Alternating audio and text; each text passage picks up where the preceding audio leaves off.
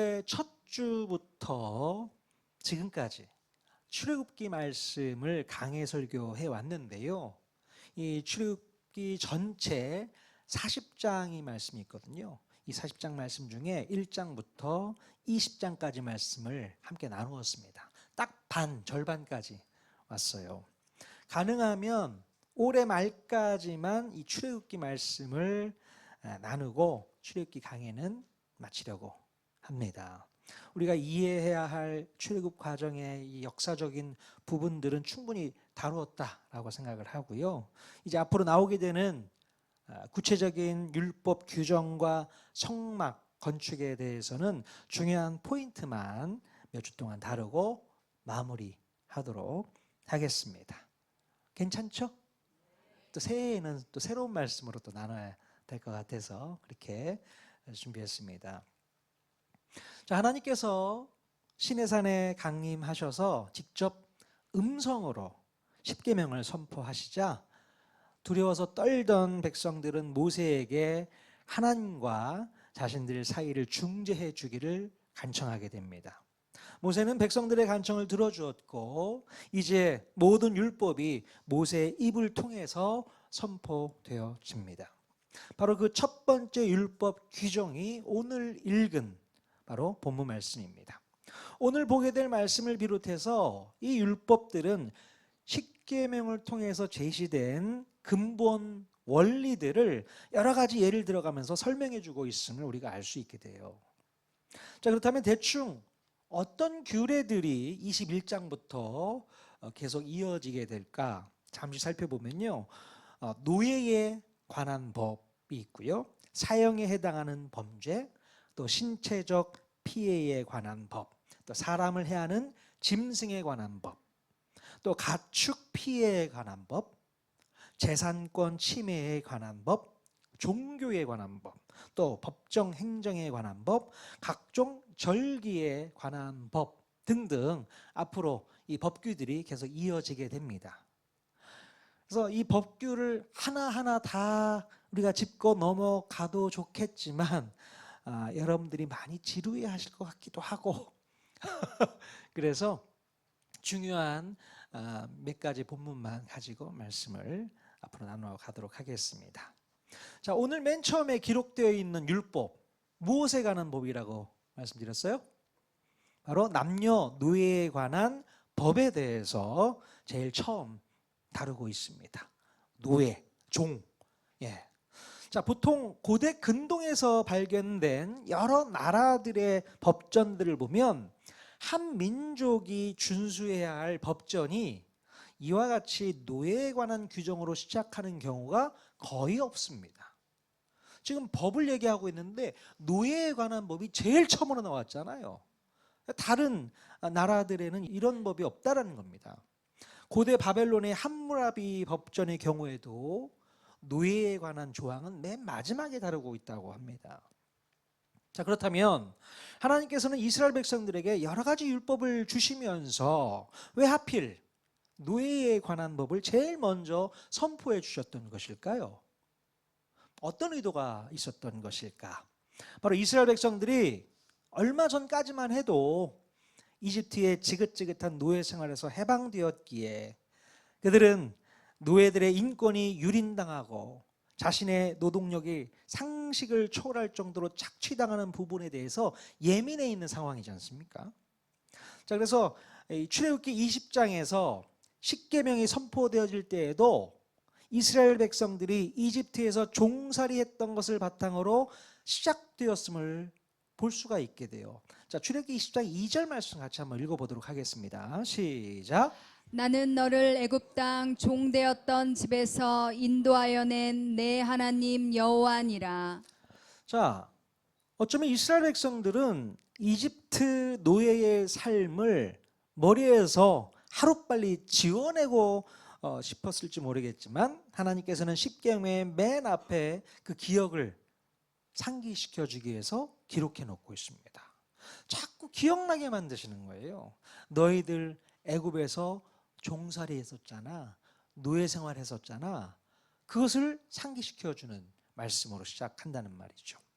자, 하나님의 은혜로 이집트의 속박에서 해방을 맛본 백성들은 억압받고 사는 것이 얼마나 고통스러운지를 누구보다도 잘 알기 때문에 속박당하는 자들에 대한 배려가 남달라야 한다는 뜻으로 서두에 이 말씀을 선포하신 것으로 이해할 수 있게 됩니다. 야, 너희들이 노예 생활하면서 고통받고 괴로웠던 시절을 기억하고 있잖아. 그러니 너희 주변에 있는 고통받는 사람들을 배려할 수 있어야 되지 않겠어? 그런 의도로 이 말씀을 주시고 있는 거라고 볼 수 있습니다. 자, 그렇다면 오늘 본문에 기록된 이 노예에 관한 법은 어떤 내용일까요?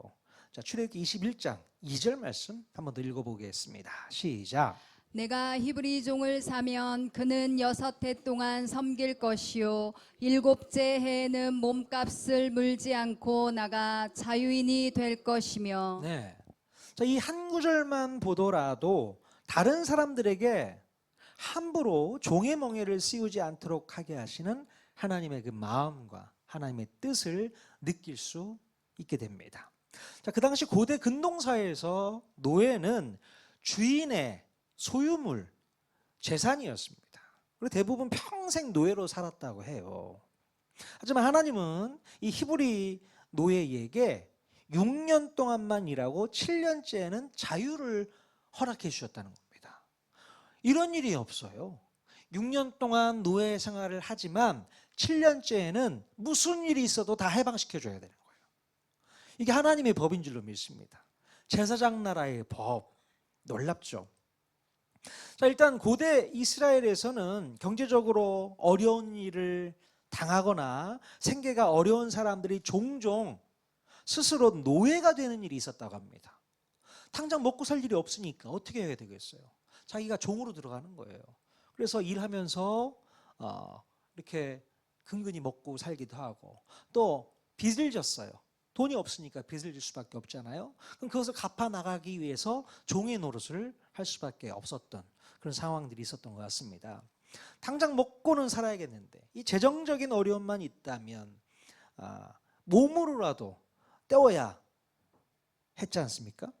자, 그렇게 해서라도 조금이나마 안정을 찾을 수 있었기 때문에 어쩌면 그 당시에 이 노예 제도는요, 사람을 착취하고 억압하려고 하는 제도가 아니라 한 사람 또는 한 가정을 살리는 제도였다라고 볼 수 있는 것입니다. 그러니까 노예 제도 하면은 우리는 마음 가운데 부정적인 마음이 생기지 않습니까? 어떻게 사람을 노예로 삼아? 종으로 삼아? 근데 어떻게 보면 가난한 사람들을 살리는 그런 제도 중에 하나였을 수도 있겠다라고 생각해 볼 수 있다는 것입니다. 자, 그런데요, 우리 인간의 본성 안에는 죄의 본성이 있지 않습니까? 그렇기 때문에 자칫 노예 제도를 악용해서 종들을 억압하고 착취하는 쪽으로 충분히 갈 수 있잖아요. 그렇죠? 그래서 오랜 시간 동안 이집트에서 바로의 노예가 되어서 고통받았다는 것을 생각하면 이 바로뿐만 아니라 어느 누구라도 노예를 부리는 입장에서는 악한 마음이 생길 수 있다는 것입니다. 바로만 악한 것이 아니라 저와 여러분도 언제든지 악할 수가 있어요. 예, 노예가 있다면 그 노예를 착취할 수 있는 악한 마음이 누구에게도 다 있단 말이죠. 자, 그렇기 때문에 하나님께서는요, 이 노예의 인권 문제를 관심 있게 다루셨던 것입니다. 그래서 이 율법은 어떠한 경우에도 노예의 노동 기간에 대해서 최대 6년을 초과해서는 안 된다라고 규정하고 있는 것입니다. 즉 7년째 되는 해에는 반드시 자유를 보장해 줘야 된다는 것이죠. 자, 하나님은 이 같은 규례를 통해서 사람의 인권이 돈보다 먼저라고 강조하시면서 경제적인 어려움으로 인해 사람의 기본적인 인권이 박탈될 것을 막아주는 한계를 정해 놓으셨던 것입니다. 예. 아무리 큰 빚을 지었어도 6년만 일하면 7년째는 자유의 몸이 될 수 있기 때문에 그것처럼 좋은 법이 어디 있겠습니까? 그렇잖아요. 우리가 예를 들어서 카드 빚을 많이 졌어. 갚을 길이 없네. 6년 동안 어떻게 이렇게 그냥 고생하다가 7년째 되면 다 탕감되어 준다. 얼마나 좋은 법이에요. 옛날에 구약에는 바로 이런 법이 있었다는 것입니다. 자, 그런데요, 6년이 지나고 7년째가 되면 이 노예의 삶은 전보다 나아질 수 있었을까요? 어땠을까요? 안타깝게도 6년 동안 돈을 버는 시간이 아니라 무슨 시간이? 빚을 갚는 시간이잖아요. 그죠? 그렇기 때문에 6년이 지나도 경제적으로 나아지기가 쉽지 않다는 겁니다.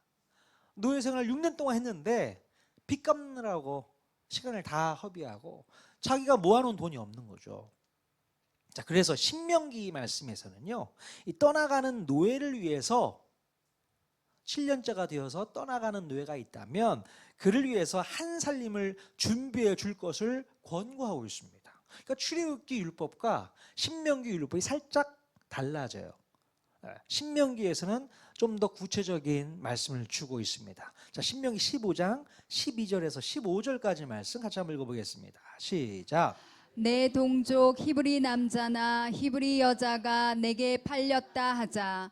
만일 6해 동안 너를 섬겼거든 7째 해에 너는 그를 놓아 자유롭게 할 것이요 그를 놓아 자유하게 할 때에는 빈손으로 가게 하지 말고 내 양 무리 중에서와 타작 마당에서와 포도주 틀에서 그에게 후히 줄지니 곧 내 하나님 여호와께서 내게 복을 주신 대로 그에게 줄지니라. 예, 참 제사장 나라 법이 이렇게 좋습니다. 노예로 살던 사람이 자유를 얻는다 해도 당장 먹고 살 대책이 없으면 다시 노예가 되어야 될 가능성이 불보듯 뻔하잖아요. 예. 자, 이런 상황에서 해방된 노예가 장사를 해서라도 먹고 살 수 있도록 어느 정도의 재산을 챙겨서 내보내라는 것이 참으로 파격적인 배려가 아닐 수 없습니다. 여러분, 이 법을 이스라엘 백성들이 처음 들었을 때에 마음이 어땠을까요? 어떤 마음이 들었을까요? 아니, 뭐 이런 법이 다 있어, 이런 생각을 했겠습니까? 제가 생각해 볼 때는요, 오히려 이 법 안에 담겨 있는 하나님의 사랑과 배려가 너무 느껴져서 감사한 마음이 들지 않았을까 싶습니다. 나도 언제 어느 때 누군가의 노예가 될 수도 있기 때문에 그렇죠. 우리가 언제든지 건강하면 모르겠지만 건강하지 못하고 일을 못해서 뭐 빚을 지게 될 경우에 이런 일이 될 수도 있는 거 아니겠어요? 그래서 이런 법적인 장치가 세상적인 관점에서는 말도 안 되는 거지만 이 제사장 나라의 법은 참으로 대단하고 놀랍다는 것을 다시 한번 깨달을 수 있는 계기가 되었을 것입니다. 네. 자, 그런데요, 오늘 읽었던 5절과 6절 말씀에서는 매우 흥미로운 상황이 전개가 됩니다. 자, 출애굽기 21장 5절에서 6절 말씀, 어떤 말씀이 있는가 같이 한번 읽어보겠습니다. 시작.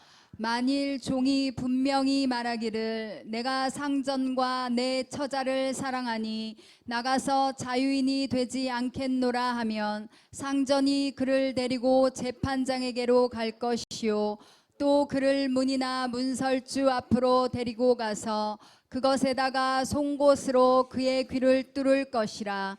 그는 종신토록 그 상전을 섬기리라. 예. 자, 노예 생활 7년째가 되었는데 스스로 자유를 포기하는 일이 생길 수도 있다, 이 얘기를 기록하고 있어요. 자, 그 이유는 바로 4절 말씀에 기록된 규정 때문에 그렇다는 겁니다. 자, 만일에 주인이 그 노예에게 아내를 주어서 결혼을 하고 가정을 꾸리고 자녀가 생기게 되었을 때에 7년째 되는 해에 어떻게 해야 한다고 규정을 하고 있습니까? 아까 읽어봤지만 가족들은 다 집에 놔두고 자기 홀로 나가야 한다고 규정하고 있습니다. 자유인이 될 수는 있지만 상전이 준 아내와 그 자녀들과는 헤어져야 할 상황이 발생한다는 것이죠. 자, 이것은 현대의 시각으로 보면 가족이 해체되는 상황이지 않습니까? 매우 가혹한 조건으로 느껴질 수가 있죠. 하지만 그 당시 사회의 시스템 안에서는 종의 신분을 벗어나서 자유인이 될 수 있다는 것 자체만으로도 엄청난 특혜이자 보호장치였다는 것입니다. 자, 여기서 율법은요, 최소한의 기준과 공동체의 질서를 유지하기 위한 규범을 제시하고 있습니다. 따라서 종이 자유인이 되더라도 상전의 소유물까지 가져갈 수 없다는 논리는 바로 당시 사회의 관습과 소유권 개념을 반영한 것이라고 볼 수 있습니다. 그러니까 이 종에게 아내를 줬단 말이죠. 그 아내 되는 사람도 역시 상전의 종이었단 말이겠죠. 그래서 놔두고 가라. 원래 이 여종은 상전의 종이기에, 상전의 재산이기에 놔두고 가야 될 상황인 거죠. 그래서 주인의 재산을 보호해 주는 것도 법적인 장치라고 말할 수 있는 것입니다. 예. 아니, 결혼했으니까 내 아내 데리고 나가야 되지 않겠습니까? 내 자식 다 같이 데리고 나가야죠. 어떻게 그럴 수 있습니까? 따질 수 있는 부분이 있지 않습니까? 너무 억울하잖아요. 우리 가족 다 같이 갈 수 있도록 해주세요 하고 싶은데 법적으로 어떻게 됐다고요? 이거는 주인의 재산이야. 주인의 재산도 보호해 줘야 돼. 이렇게 성경은 규정하고 있다는 것입니다. 자, 만약에 여러분들이 그 주인의 노예였다라면 여러분은 어떻게 했을까요? 만약에 저 같았으면 멀리 바라보고 6년 후에 정말로 자유의 몸이 되기를 원했다면 그 주인의 여종과는 절대로 결혼을 하지 않았을 거라고 생각해요. 아, 그렇지 않습니까? 결혼을 해서 애 낳고 잘 사는데 6년 뒤 7년째 되는 해에 나만 나가야 된다 생각하면 어떻게 나가냐고요. 그렇게 못하죠. 그렇기 때문에 나는 결혼 안 한다. 아무리 아내 될 사람을 나한테 줘도 거절하죠. 6년 뒤에 전 나갈 겁니다. 선택권이 누구한테 있는 거예요? 저한테 있는 겁니다. 네. 그죠? 나중에 당연히 그 아내를 데리고 나갈 수 없다는 법을 알고 있기 때문에 섣부른 결정을 내릴 수가 없었겠죠. 그러나 만에 하나 결혼을 하기로 마음을 먹었다면 바로 그 주인의 밑에서 종신토록 노예로서 살겠다는 결심을 하고서 결혼을 추진하지 않았을까 싶습니다. 결혼을 했다면 그것 자체가 나는 여기서 종신토록 주인의 노예로서 살아야겠구나라는 결단을 하고 난 다음에 결혼을 추진했다는 얘기죠. 이해가 되십니까? 네, 당연히 그래야 될 것 같아요.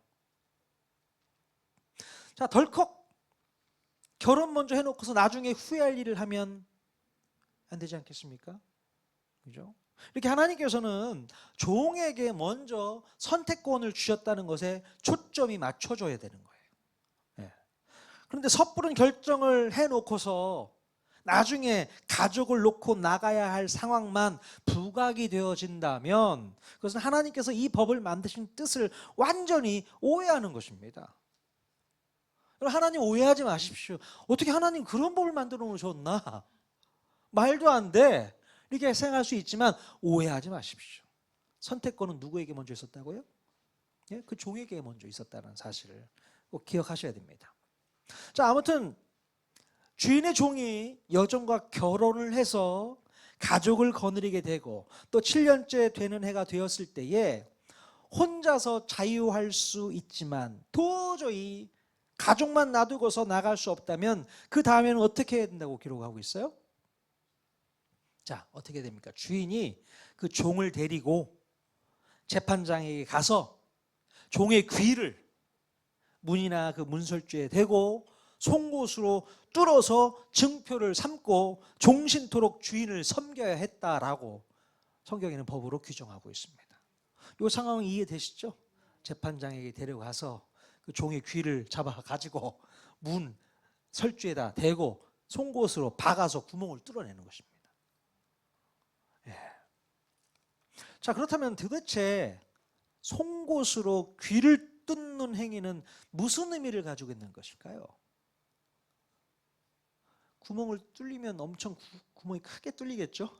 많이 아프겠죠? 피도 많이 나겠죠? 예. 자, 근데 무슨 의미가 있을까? 왜 하필 귀였을까? 이런 생각 안 해보셨어요? 다른 데도 구멍 뚫을 수 있잖아요. 귀가 제일 안 아파서 그런 건가요? 몇 가지 의미가 있는데요. 자, 첫 번째 의미는요, 영원히 주인에게 속한 헌신의 표식이라고 볼 수 있습니다. 나는 주인의 족입니다 라고 표시를 하는 거죠. 자, 이 의식은요, 상전과 내 처자를 내가 사랑하니까 나가서 자유인이 되지 않겠습니다 라고 자발적으로 고백할 때 이루어지는 의식이었습니다. 억지로 끌려가는 게 아니지 않습니까? 본인이 결정한 거잖아요. 나는 상전도 사랑하고 그리고 내 처자식도 사랑하니까 당신의 종이 되겠습니다. 그 결정을 이 종이 한 거 아니에요. 네. 자, 이것은 공동체 앞에서 자신의 의사를 명확히 하고 더 이상 단순히 노동계약에 의해서 붙잡혀 있는 노예가 아니라 바로 사랑에 기초한 영원한 헌신을 자발적으로 선택했음을 공개적으로 선포하는 행위라고 볼 수 있는 것입니다. 예. 그리고 귀를 뚫는 행위는요, 자신의 신체에 영구적인 흔적을 남기는 것이기 때문에 이 종이 자유를 포기하고 평생 동안 주인에게 속하기로 결정했음을 분명히 보여주는 외부적인 표식이라고 볼 수 있습니다. 자, 이것은 그 사람의 신분을 세상 모든 사람들에게 알아볼 수 있게 했다는 것입니다. 예. 그래서 만약에 세상 사람들이 그 사람을 봤을 때 어떤 생각을 했을까요? 귀에 구멍이 크게 뚫려 있는 그 사람을 보고 세상 사람들은 어떻게 생각했을까요? 잘 한번 생각해 보십시오. 아니, 어쩌다가 저렇게 종신토록 종이 됐을까? 이런 생각을 했을까요? 그 표식을 보고. 저 같으면 야, 진정한 사랑꾼이네, 이런 생각을 했을 것 같아요. 자기 처자식을 버릴 수 없어서 종신토록 종이 된 거 아닙니까? 자유를 포기하고 사랑꾼 아니에요? 예, 사람들이 그렇게 봤을 겁니다. 저 사람 정말 상전이 정말 좋은가 보다. 상전을 사랑하는 마음, 또 처자식을 사랑하는 마음 때문에 모든 자유를 포기할 수 있다니 참 대단하구만, 이런 생각을 하지 않았을까 싶어요. 자, 그래서 두 번째 의미가 뭐냐면요, 이 귀를 뚫는 행위가 바로 사랑과 순종의 의미를 갖고 있다는 것입니다. 자, 이 표식은 노예의 신분을 강제로 나타내는 수치의 상징이 아닙니다. 예. 오히려 사랑 때문에 자신의 자유를 기꺼이 포기한 자발적인 헌신과 자발적인 순종을 나타내는 당당한 표식이었던 것이죠. 즉, 주인을 사랑하고 가족을 떠나지 않기 위해 내려진 결단이었다는 것을 우리가 알아야 되는 것이죠. 자, 그런데 왜 하필 신체의 일부 중에 귀에다가 표식을 나타내게 했을까? 이런 생각을 해볼 수 있게 되는데요. 자, 우리가 귀를 생각해 보면 귀는 어떤 기능을 하는 기관이죠? 듣는 역할을 하는 기관이지 않습니까? 자, 귀를 뚫는다는 것은 바로 듣고서 순종하겠습니다라는 의지의 표현이라고 해석이 될 수 있습니다. 모든 말씀을 다 듣고 순종하겠습니다, 그 의미가 담겨 있는 거예요. 그러니까 주인의 말에 귀를 기울이고 순종하면서 살겠습니다라는 서약으로 볼 수 있다는 것입니다.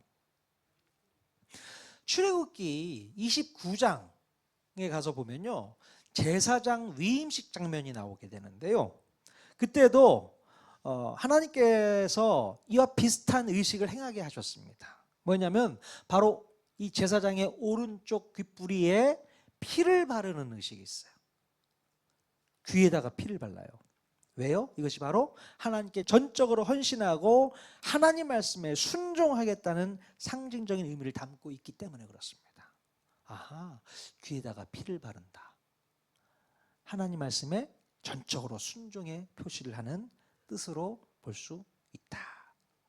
자, 결론적으로 종의 귀를 뚫는 행위는 단순한 노예 표식이라기보다는 바로 사랑에 기반한 자발적인 헌신, 또 공동체에 대한 영원한 소속감, 그리고 주인에게 온전히 순종하겠다는 의미를 상징하는 중요한 의식이었다라는 것입니다. 자, 이것은 율법이 가지고 있는 물리적인 구속을 뛰어넘어서 더 깊은 관계적이고 영적인 의미를 담고 있다라고 말씀드릴 수 있어요. 이렇게 율법 자체만으로는 한계가 있음을 우리는 발견할 수 있게 됩니다. 율법은요, 무엇을 해야 되고 무엇을 하지 말아야 한다는 강제적인 지침을 제공합니다. 하지만 그 율법은 모든 인간관계와 그 처해진 상황과 형편을 완벽하게 포괄하지는 못해요. 이게 율법입니다. 특히 이러한 율법들은 최소한의 법적 테두리를 제공했을 뿐이지 그 안에서 주인이 얼마나 자비롭거나 인색하게 행동할지는 결국 그 주인의 개인적인 선택과 도덕적 성향에 달려있는 문제라는 것이죠. 자, 구약 성경 전체를 보면요, 하나님께서는 율법을 통해서 바로 정의와 사랑과 자비를 가르쳐 주시면서 이스라엘 백성들이 단순히 이 법 조항만을 지키는 것을 넘어서서 그 율법에 담긴 의미와 정신을 생각하면서 실천해 주기를 원하셨다라는 거예요. 무슨 말이냐면, 예를 들어서 결혼한 종에게 가족을 놔두고 홀로 나가라는 율법의 말씀은 이 주인의 입장에서 그 주인의 권리를 보장해 주는 말씀이었지만, 물론 반드시 꼭 그렇게 해야 한다고 주인에게 명령한 법은 아니었습니다. 잘 생각해 보세요. 그렇기 때문에 주인은 이 자기의 믿음과 자기의 신앙에 따라서 율법이 정해놓은 기준을 넘어서서 그 종과 가족에게 자비와 관용을 베풀 수도 있다라는 사실입니다. 무슨 말씀인지 아시겠어요? 종이 상전과 가족을 사랑해서 종신토록 상전을 모시는 종이 되겠다고 결심했듯이, 마찬가지로 이 주인도 그런 종의 마음을 알고서 사랑하고 희생하는 마음으로 종과 그의 가족들 모두에게 자유를 주어서 내보내 줬을 수도 있다라는 얘기입니다. 야, 그런 일이 벌어졌다면 얼마나 좋을까요? 종은 상전에게 종신토록 헌신하는 마음으로 결정하고, 이 상전은 너의 그 헌신과 사랑이 내 마음을 감동케 했구나. 이제 너와 가족들 모두 자유해져라. 이거는 법을 초월한 거 아니겠어요? 자기의 희생을 감수하면서까지 법에 저촉받고 싶지 않다는 얘기입니다. 더 넓은 것을 바라보고 하는 행동일 수 있다는 것입니다. 성경에 기록되어 있지는 않습니다. 자유케 해줬다라는 상전이 있다, 예가 없어요. 근데 분명 저는 그런 상전이 있었을 거라고 생각을 합니다. 그렇죠?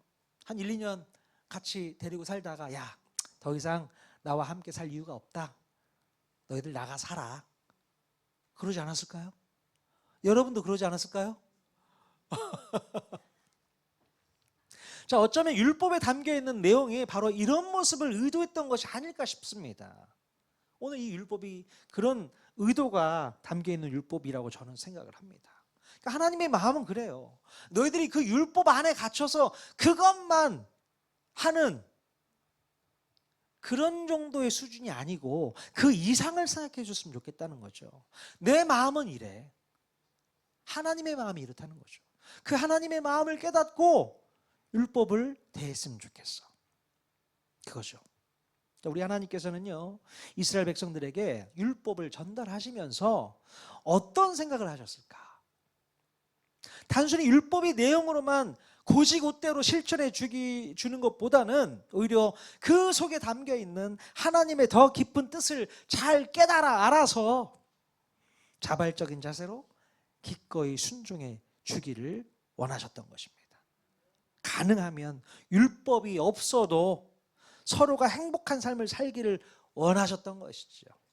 하지만 율법을 주신 이유는 최소한의 한계는 정해놓고 있어야 되겠기에, 인간은 죄의 본성을 갖고 있기 때문에 언제든지 그 죄의 본성이 나타날 수 있잖아요. 그것을 막아주기 위한 방식으로 율법이 있었던 것입니다. 자, 그렇다면 오늘날 우리들에게는 율법을 주시지 않은 이유가 뭘까요? 왜 오늘날 우리들에게는 율법이 없습니까? 구약 백성들에게는 율법을 다 주셔놓고서 왜 우리에게는 이 율법 다 지켜야 돼? 그렇게 말씀 안 하셨잖아요. 여러분 알고 계신 율법 있으세요? 우리는 10계명은 알고 있지만 세세하게 모르고 있고 목사님이 가르쳐 주지 않는다면서요. 율법이 우리는 필요가 없는 거예요. 왜 필요가 없습니까?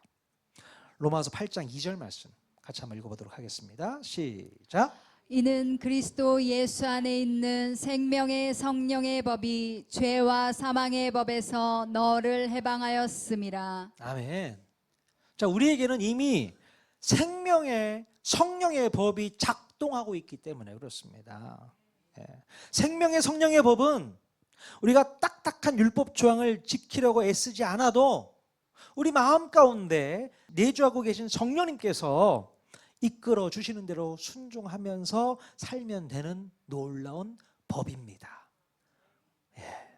성령님께서는 구약의 율법 조항을 초월해서 우리로 하여금 하나님의 뜻대로 살게 하시는 놀라운 기준과 삶의 방식을 제공해 주고 계신다는 거예요. 그러니 오늘 우리들에게는 율법이 더 이상 필요가 없는 것입니다. 율법보다 더 세련되고 율법보다 더 자유롭고 더 자발적이고 더 폭넓고 더 깊은 성령의 법이 우리를 지배하고 있기 때문에 그런 줄로 믿습니다. 내 안에 성령님이 계시니까 성령님께서 주시는 마음대로 순종하면 이 율법을 지키는 것보다 훨씬 더 폭넓게 하나님의 자녀로서의 삶을 살아갈 수 있기 때문에 그렇다는 거예요.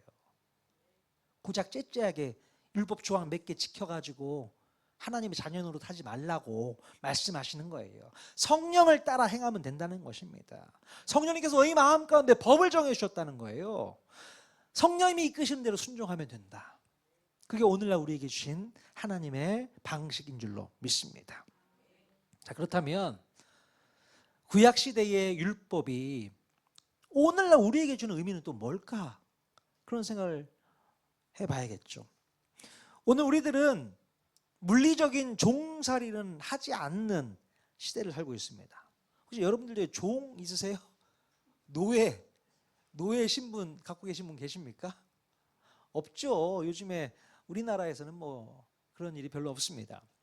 하지만 우리는 여러 형태의 자유라는 틀에 묶여서 살아가고 있다는 것을 생각해 보셔야 됩니다. 자, 우리에게는 무한한 선택권도 있고 또 개인의 편의를 누릴 수 있는 권리도 있고 내 뜻대로 자기 중심적인 삶의 방식을 가지고 살아갈 수도 있습니다. 그런데요, 이런 자유를 마음껏 누리면서 살고 있는 우리들에게 우리 예수님께서는 이제 그만 우리의 자유를 내려놓고 종신토록 주님께 속한 사랑의 종이 되기를 요청하고 계신다는 사실이에요. 자, 마태복음 16장 24절 말씀 같이 한번 읽어보겠습니다. 시작. 누구든지 나를 따라오려거든 자기를 부인하고 자기 십자가를 지고 나를 따를 것이니라. 우리가 주님을 따르기 위해서는 우리가 누리던 이 자유를 내려놓아야 될 필요가 있음을 말씀하고 있어요. 자유를 내려놓아야 돼요. 자, 그렇다면 오늘 우리는 어떤 자유를 내려놓아야 될까? 주님이 원하시는 모습은 뭘까? 자, 첫 번째는요, 주님과의 깊은 관계를 위해서 세상적인 자유를 포기할 수 있어야 된다. 자, 이스라엘 종이 상전과의 관계 그리고 또 가족과의 사랑 때문에 자유를 내려놓았지 않습니까? 그랬듯이 우리는 예수님과의 사랑의 관계 때문에 나의 욕심과 이기적인 자유를 포기해야 된다는 것입니다. 예수님을 내 삶의 진정한 주인으로 고백하면서 그분의 뜻에 순종하는 삶을 살아갈 때에 우리는 세상에 줄 수 없는 참된 자유와 만족을 경험할 수 있게 되는 것이에요. 우리가 주님을 위해서 내 자유를 포기하면, 세상적인 자유를 포기하면 그때 진정한 자유가 찾아온다는 얘기예요. 그래서 제가 아까 말씀드린 거예요. 구약에 그런 예는 없지만 이스라엘의 종이 자기의 자유를 포기하고 종신토록 주인의 종이 되겠다고 하면 어떤 주인은 됐어 네 마음 알겠다, 그래 가족들과 함께 자유해라, 그런 주인이 있단 말이죠. 오늘 우리 주님께서 우리에게 그런 자유를 허락해 주신다 믿습니다. 예. 주인의 종이 되겠다고 귀를 뚫게 되면 주님은 우리를 사랑하심으로 진정한 자유를 주시게 될 줄로 믿습니다. 그래서 우리는 주님을 위해서 귀를 뚫어야 돼요. 뭐 귀걸이 하라고 귀를 뚫는 게 아니고 그런 표식을 한번 가지시면 어떨까 싶습니다. 두 번째요, 바로 공동체와 이웃을 위한 사랑 때문에 우리는 자유를 포기할 수 있어야 됩니다. 우리가 포기해야 될 자유 뭐라고요? 공동체와 이웃을 위한 사랑 때문에. 자, 이스라엘의 종이 가족을 사랑하여 영원한 종이 되었듯이 우리는 교회 공동체와 이웃을 사랑하는 마음으로 우리의 시간과 재능과 또 개인적인 편의를 기꺼이 포기할 수 있어야 되는 것입니다. 예를 들어 봉사를 위해서 또 개인적인 여가 시간을 포기하거나 또 성도들의 필요를 채우기 위해서 물질적인 희생을 감수하는 것이 바로 여기에 해당될 수 있는 것입니다. 예. 그러니까 교회를 사랑하는 마음으로 섬기고 봉사하지 않습니까? 그렇죠? 뭐 교회 와서 김장도 하기도 하고 맨날 청소도 하기도 해야 되고, 또 어떤 분들은 밥 사주느라고 정신없어요. 성도들 밥 사주느라고 정신없고 다 희생하고 포기하는 거 아니겠습니까? 내가 혼자 다 누릴 수 있는 건데 그거 다 포기하고 우리 교회 공동체를 위해서, 사랑하는 지체와 이웃들을 위해서 헌신하는 거잖아요. 자, 이러한 자발적인 포기는 바로 진정한 사랑의 표현이며 공동체를 건강하게 세우는 동력이 될 수 있습니다. 그래서 우리 주님이 원하시는 게 뭐예요? 너희 자유를 내려놔라. 예, 그 얘기입니다. 자, 세 번째는요, 바로 헌신과 소명의 자리에서 자유를 포기할 수 있어야 된다 라고 말하고 있습니다. 직업이나 또 신앙의 소명 안에서 때로는 고된 훈련과 인내의 시간이 필요할 수 있습니다. 그 과정에서 우리는 하고 싶은 것을 내려놓고 하고 싶지 않은 것을 감당해야 될 때가 있어요. 예? 이 모든 것이 마치 문설주의 귀를 뚫는 것처럼 나는 이 길을 끝까지 가겠습니다 라고 결단하는 우리의 마음 자세가 되어야 된다는 것입니다. 주님의 길을 간다는 게 쉬운 일은 아니지 않습니까? 저만 주님의 길을 가는 게 아니에요. 우리 한태희 김지영 선교사님만 주님의 길을 가는 게 아니고 여러분 모두가 다 주님의 길을 가는 것입니다. 주님의 자녀로서 받은 사명들이 있지 않습니까? 그 사명을 감당해 내셔야 되는 거예요. 왜 나에게만 이런 어려운 고통이 찾아오나 그 생각할 필요가 없어요. 우리는 이미 자유를 포기했기 때문에 그런 일들이 분명히 있을 수 있다는 얘기입니다. 자, 우리는 때때로 우리가 가지고 있는 자유를 지키기 위해서 발버둥 치지만 오늘 본문 말씀은 우리가 참된 자유를 누리기 위해서는 어떤 면에서는 우리의 자유를 내어놓는 선택이 필요하다라고 말씀하고 있습니다. 자, 그것은 억압적인 포기가 아니라 사랑에 기반한 자발적인 헌신인 줄로 믿습니다. 주님을 향한 사랑, 가족을 향한 사랑, 또 공동체와 이웃을 향한 그 사랑 때문에 기꺼이 나의 편의와 세상적인 욕심으로부터 자유로워지는 선택, 바로 이 역설적인 선택을 통해서 우리는 세상이 알지 못하는 진정한 평안과 기쁨을 누리게 될 줄로 믿습니다. 네. 자, 그렇다면 오늘 여러분들은 어떤 자유를 포기하시겠습니까? 예? 어떤 자유를 포기하고 종신토록 주님의 종이 되겠다고 고백하시겠어요? 나의 삶의 문설주 앞에 서서 우리 주님 앞에서 내 귀를 뚫어뜨리며 나는 주님을 영원히 섬기겠습니다라고 고백하는 저와 여러분 모두 다 됐으면 좋겠습니다. 주님, 저 귀 뚫고 싶습니다. 주님의 영원한 종이 되겠습니다. 저도 오늘부터 귀 뚫고 종신토록 주님이 종이 되겠다고 다시 한번 서약하려고 합니다. 귀 한번 뚫어볼까요, 진짜? 구약에는 그런 퍼포먼스가 있었지만 우리는 그 마음이 중요한 거 아니겠습니까? 아, 그렇구나. 자유할 수 있어요.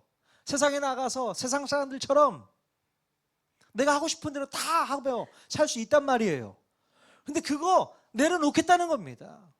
내려놓고 주님의 사랑에 매여서 주님의 종으로서 남은 인생 평생도록 그렇게 살겠습니다 하는 마음으로 나아간다면 우리 마음 가운데 진정한 자유가 찾아온다. 그 자유를 경험하시라 말씀하고 있습니다. 이번 한 주간도 주님의 사랑에 매여서 승리하는 저와 여러분보다 다 될 수 있기를 주님의 이름으로 간절히 축원드립니다.